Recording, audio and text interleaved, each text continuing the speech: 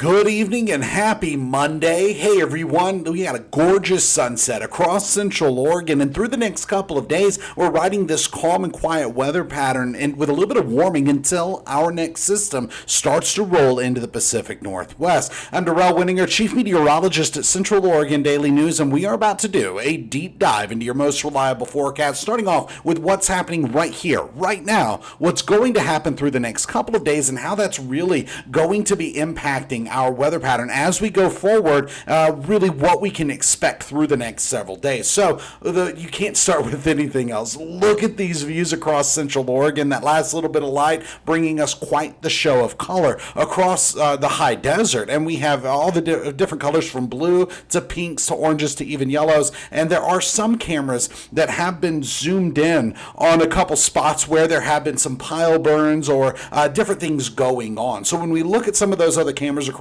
the high desert, we can see a few smoke plumes, nothing to be worried about at all. And a couple other of these cameras are showing these gorgeous conditions as well. And that also brings up my next point. We do have some of these pile burns going on. We have wood burning stoves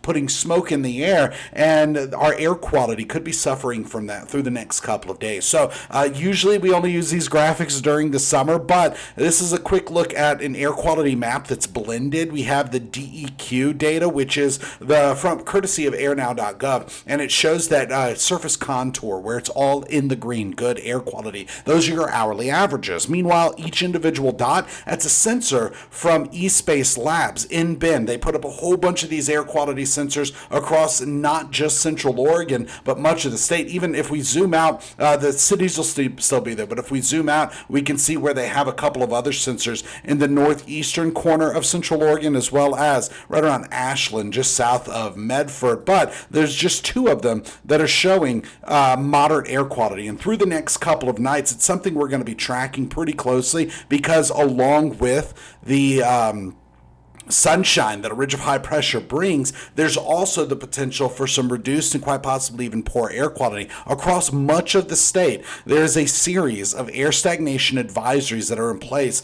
and these are issued from the National Weather Service. There's an office in Pendleton, office in Medford. Portland's office isn't really putting too much out, but Boise's office is, and that's impacting parts of the state as well. So when we dive in and take a closer look at that, there's just a few counties of Central Oregon that are going to be dealing with this.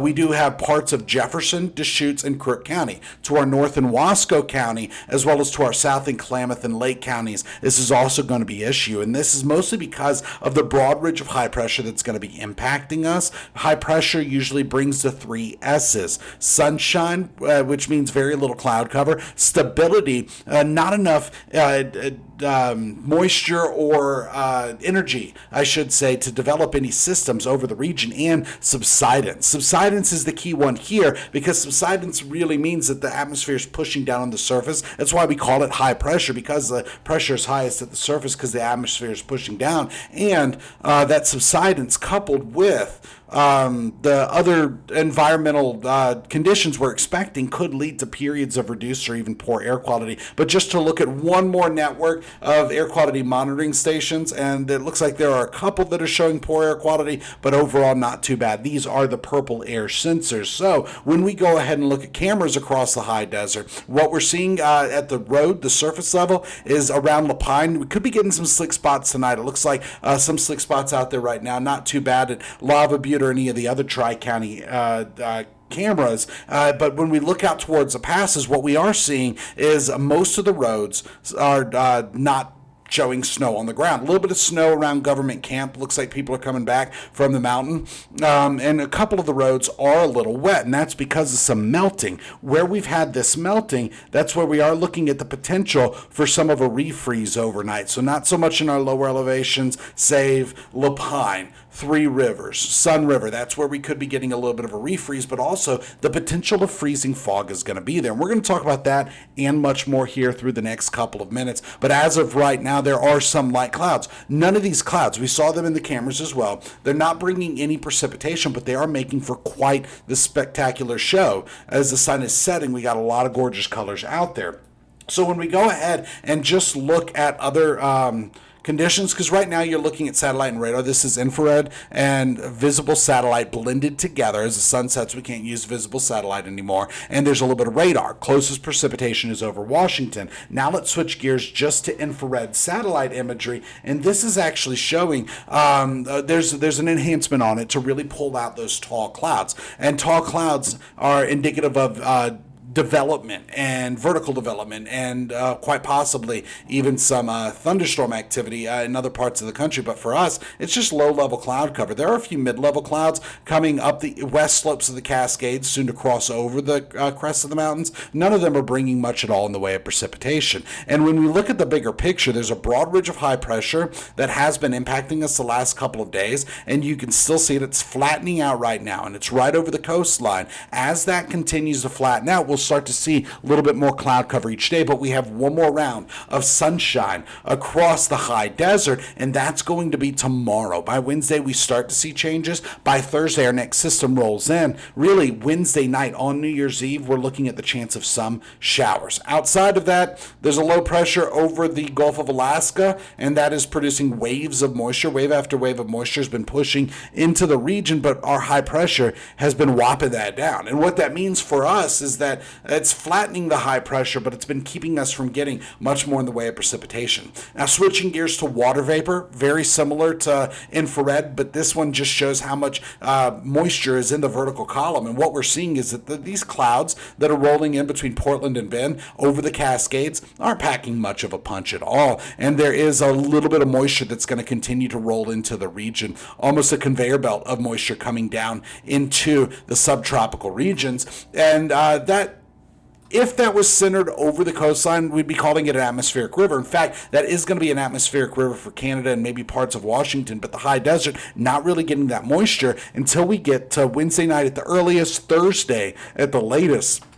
And this is what that means. For us in Central Oregon, areas of fog are expected tonight. Starting around 7 o'clock, we'll begin to see that little bit of cloud cover we have start to descend, bringing us low-level clouds and the potential for some freezing fog. That continues into the morning hours. Tuesday morning, watch what happens. Shortly after sunrise, lifts up, it dissipates. We are back to sunshine, and it's going to feel a little bit better with temperatures modestly warming up a bit. And then after that, we start to see a few more changes. Oops, I went backwards. I hit the wrong button. Stay with me. Let's try to catch up and do that one more time. This is a high resolution forecast model, and it helps to pick up on where that fog is. And then by the time we get to Wednesday, more clouds are expected, but we're still dry.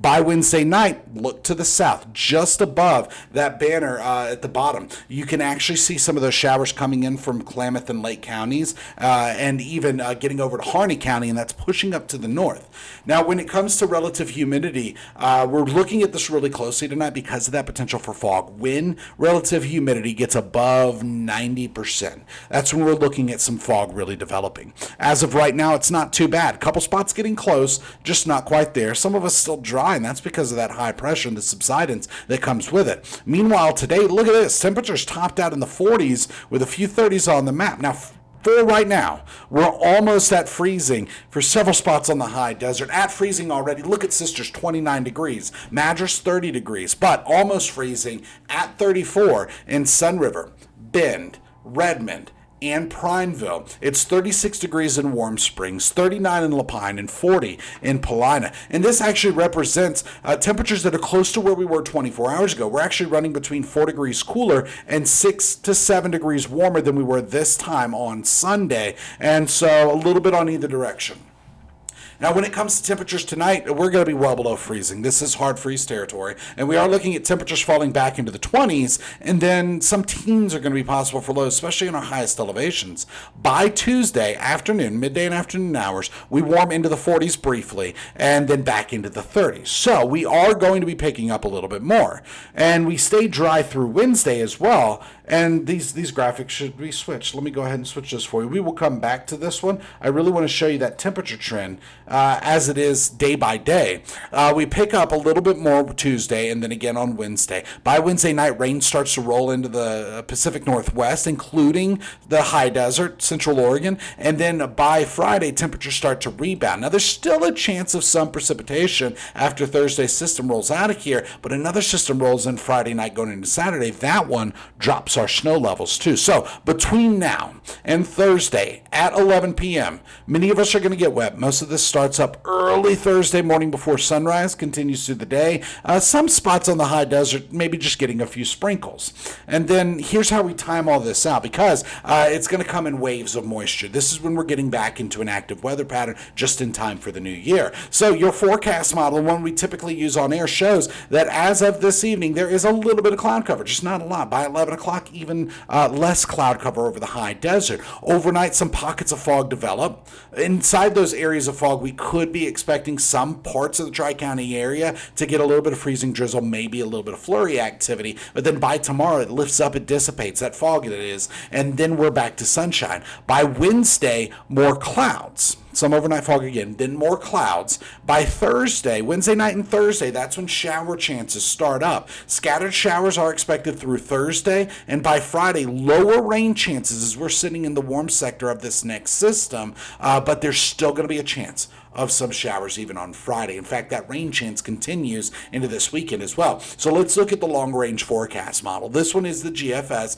It's the American spectral model that goes out 2 weeks. We're only just going to show the next 7 to 8 days. But because of this high pressure, the subsidence is leading us to the conditions necessary for that air stagnation advisory. But Tuesday, after some AM fog lifts up and dissipates, the GFS is not even showing that fog. We're back to sunshine. By Wednesday, more clouds. By Wednesday night going into Thursday, some showers, and then watch this. By Friday, I'm actually going to zoom in a little bit closer. You can see that low just offshore. Let's zoom in. By Friday, we are looking at some hit and miss showers. Then Friday night going into Saturday, snow levels drop. Some snow in the Cascades. Not too much in the lower elevations, though. And then by Sunday, Monday, we start to see things shape up to a more calming transition. So between now and Friday at noon, we are looking at rain. Most of this Thursday, starting in the early morning hours through the day. A little bit of snow above what looks like it's above 7,000 feet. I mean, it's high elevation snow, mostly through the Three Sisters. Maybe Broken Top. Basher doesn't even look like it's going to be getting much, but then watch what happens. When we switch gears again, that next cold front pushes through. By Friday night going into Saturday, snow levels drop. And we are going to get to that. I forgot I set this up as a loop. Okay, so this specific forecast model does show very similar conditions. And then by the time we get to Friday night going into Saturday, snow levels start to drop. We start to get accumulating snow in the Cascades. Now, this specific model, not the high resolution one, a mid-range model, does show some snow in the lower elevations. Spoiler alert, this has not been doing too well through the last several systems, way before Christmas, almost all the way back well through most of the fall. It hasn't been keeping up with what's actually going to happen by the time we get there, so we could see less snow accumulating by then, and ultimately, as we go forward through the next couple of days, we are expecting more precipitation across the high desert. And when we put this back into motion, what we're seeing is that we'll start to get some snow through the Cascades, maybe a little bit in the lower elevations. Meanwhile, wind speeds are mostly at a light breeze right now. We have been getting a little picked up at times when it comes to those breezes, but for the most part, we're on the downhill side of the day. A gentle breeze is expected overnight. By tomorrow night, when we start to see that next system come in, we could actually start to see some of those. Actually, that's Thursday night where we actually start to see some winds picking up across the high desert, but not getting too high. In fact, it's really not going to be until we get to Friday and Saturday that the winds really become breezy through Central Oregon. So for tonight, we're talking 20s with a few teens, some light clouds, a little bit of AM fog. By the time we get to tomorrow, we're looking at Tuesday bringing 40s with a few 30s and 50s out there. More sunshine than clouds, and those clouds thin out pretty early. It's going to be that fog lifting up and dissipating, very similar to how we started the day today. Now, our 7-day forecast does show highs in the mid to upper 40s through the rest of 2025, getting into 2026. By Friday, a bump in temperatures. By Saturday, knocking that back down. Notice Saturday and Sunday, that's the best chance for rain and snow showers. I could even bring our daytime highs for the weekend down quite a bit if that snow starts to pan out. Not only will snow levels be dropping, but so will actual temperatures. This is just a preliminary look at what we're expecting by this weekend. Meanwhile, as we go forward just through the next couple of days, your weather headlines for this Monday, December 29th include frosty starts and PM sunshine, a modest warming trend through the next couple of days, and our next round of rain holds off until 2026. And in reality, we could start to see some sprinkles as soon as New Year's Eve, which is Wednesday night, going into Thursday. Now, that is the latest in weather. Right now, there is not much to talk about on satellite and radar. Satellite shows some clouds, radar shows no precipitation, and it's going to stay like that, at least until we get to Wednesday night. That's it. Join us tonight on Central Oregon Daily News with the latest headlines and your most reliable forecast. See you then.